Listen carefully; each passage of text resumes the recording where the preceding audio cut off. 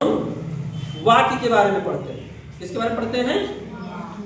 वाक्य। वाक्य क्या होता है? वाक्य कैसे बनता है?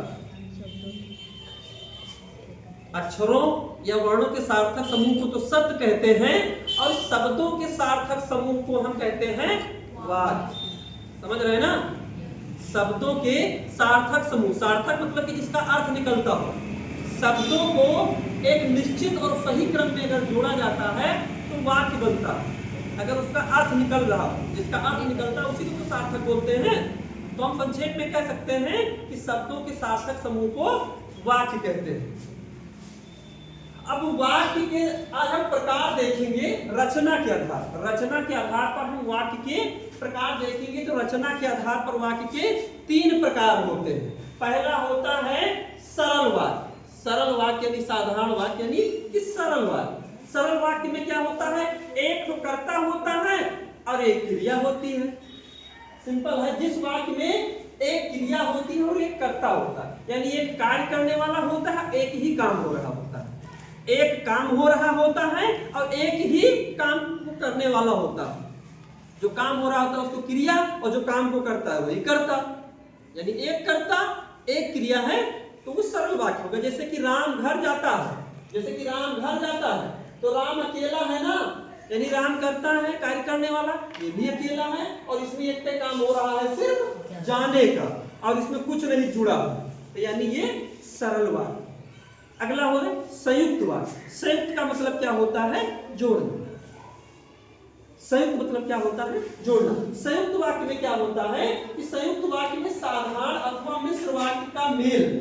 संयुक्त वाक्य में क्या होता है कि या साधारण वाक्य हो या मिश्र वाक्य का जो मेल होता है संयोजक अवयवों द्वारा होता है। संयोजक अवयव मतलब कि जो वाक्य को जोड़ रहे होते हैं, जो वाक्य को जोड़ रहे होते हैं। जैसे मैं रोटी खाकर लेटा, देखिए एक वाक्य हो गया, मैं रोटी खाकर लेटा। अब इसको जोड़ कौन रहा है? की जोड़ रहा है। मैं रोटी खाकर लेटा कि पेट में दर्द होने लगा, एक वाक्य ये हो गया। अब ये संयोजक अवयव हो गए ना, जोड़ने का काम कर रहे हैं। फेविकोल मान लीजिए कि जोड़ रहे हैं, संयोजक अवयव। इन दोनों के बीच की कड़ी है ना, जोड़ रहे हैं, कंजक्ट कर रहे हैं। अब फिर दूसरा है कि पेट में दर्द होने लगा। हाँ चलिए एक वाक्य ये हो गया। अब फिर आया और दर्द इतना बढ़ा, और दर्द इतना बढ़ा कि तुरंत डॉक्टर को बुलाना पड़ा। और फिर एक बात यहाँ जोड़ रहा है, इसको ये संयोजक का काम कर रहा है। और दर्द इतना बढ़ा कि डॉक्टर को बुलाना पड़ा। अब संयुक्त में इसमें देखिए कई वाक्य जुड़ रहे हैं और उनको संयोजक अवयव क्या कर रहे हैं? जोड़ रहे हैं। इसलिए इनको हम बोलेंगे संयुक्त वाक्य। क्या बोलेंगे? संयुक्त वाक्य। समझ में आ रहा है ना? संयुक्त वाक्य। नहीं समझ आएगा दोबारा फिर बता।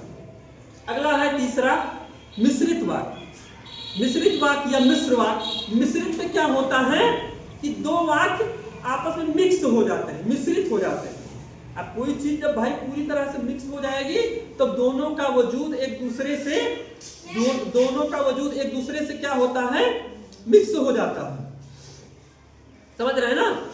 जैसे कहते हैं कि मिश्र वाक्य में एक साधारण वाक्य के अतिरिक्त उसके अधीन कोई दूसरा अंग वाक्य होता है। एक तो साधारण वाक्य होता है और एक वाक्य उस पर आश्रित होता है और एक वाक्य उस पर, कहने मतलब कि एक वाक्य अगर आप लिखते हैं तो उसके बाद क्या होता है कि दूसरा भी उसी पर डिपेंड रहता है, यानी वो पूरा नहीं हो पाएगा। जैसे कि वो कौन सा मनुष्य है। अब भाई यहाँ पर बात कही गई कि अब वहां पर उत्सुकता बन गई कि आगे कुछ बात और कही जानी है। वो कौन सा मनुष्य है जिसने महाप्रतापी राजा भोज का नाम ना सुना हो। एक में क्या है कि एक वाक्य दूसरे के ऊपर निर्भर है, यानी कि आश्रित है।